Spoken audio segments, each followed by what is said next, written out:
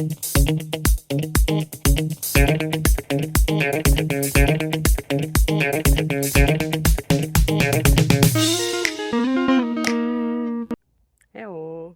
So today is sports day, so it's time to do something for us, for our body, and of course for our mind. So how about this next question?